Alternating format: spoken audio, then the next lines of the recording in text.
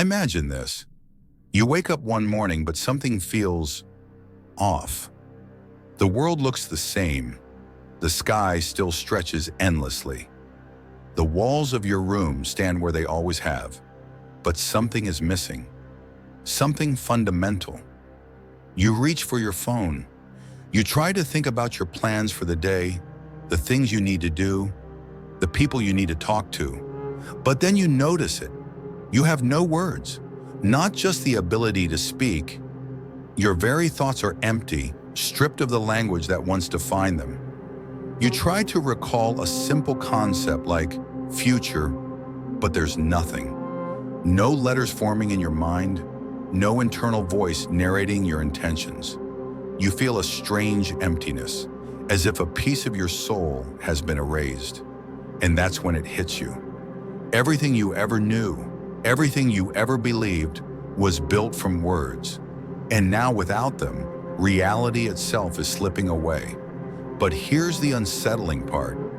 This isn't just a hypothetical scenario. It's happening to you right now in ways you don't even realize.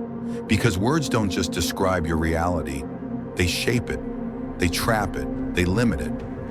And unless you take control, you'll live in a world designed by someone else's language, never questioning the boundaries it forces upon you. Think about this. Before you had a name for something, did it even exist in your mind? Take the color blue. It seems so obvious to you now, but did you know that ancient civilizations had no word for it? The Greeks, the Chinese, the Hebrews, none of them described the sky as blue. Their texts, their poetry, their philosophies, void of the very concept. The sky was bronze, the ocean a deep shade of wine. The word blue simply wasn't there. And without the word, their minds only filtered it out. Now ask yourself, what else are you blind to, simply because you have no words for it? Language isn't just a tool for communication. It's a prison of perception. The words you've been taught since childhood didn't just describe your world. They defined it, placing invisible boundaries on what you can see, think, and even feel. Ever notice how different languages have words that don't exist in others? The Japanese have mono no aware, the bittersweet awareness of impermanence. The Germans have schadenfreude, the strange satisfaction in another's misfortune. If your language lacks these words, does it mean you've never felt these emotions? Or have you simply never noticed them? This is the terrifying part. The language you grew up with didn't just shape the way you talk. It shaped the way you experience reality. And it gets worse. Because if words can shape your world, they can also distort it. Think carefully about the words you use every day. Not just the ones you speak, but the ones that whisper in your mind. The labels, the definitions, the identities you've been given. Now ask yourself, where did they come from? Did you decide what success means, or was it handed to you? Did you choose what it means to be happy, or was it defined for you? Do you call yourself not good enough because it's true, or because someone planted that idea in your head long before you ever questioned it? Here's the unsettling truth. Language is not neutral. Every word carries a weight, a bias, an agenda. It tells you how to see the world, but more importantly, it tells you how to see yourself. Think of a child who's constantly told they're shy. At first, it's just a word, but over time it becomes a story, a script they start to follow. They hesitate before speaking, they shrink in social settings, they embody the very word that was given to them. And just like that, a single label becomes a self-fulfilling prophecy. Now zoom out. Look at the words that shape society itself. Ever notice how the word failure is seen as shameful, when in reality, it's the only path to mastery? Or how selfish is used to make you feel guilty for putting yourself first, even when it's necessary? Or how the phrase, "I'm just being realistic," is often nothing more than a dressed-up way to kill ambition? Words are weapons. And the most dangerous ones are the ones you don't question. Because the moment you accept a word, you accept the reality it creates. If words shape reality, then controlling words means controlling you. Look around. Everywhere you turn, someone is trying to dictate the language you use. Corporations, governments, the media, even social trends. And it's not just about what you say, it's about what you're allowed to say. Because if they can control the words, they can control the thoughts. Think about this. Why do oppressive regimes rewrite history books? Why do political movements invent new terms while banning others? Why do companies carefully craft slogans to shape public perception? Because language is power. Change a word and you change a belief. Remove a word and you remove an idea.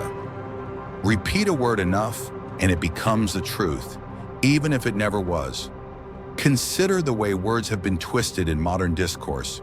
Freedom no longer means the same thing to everyone. Truth has become subjective.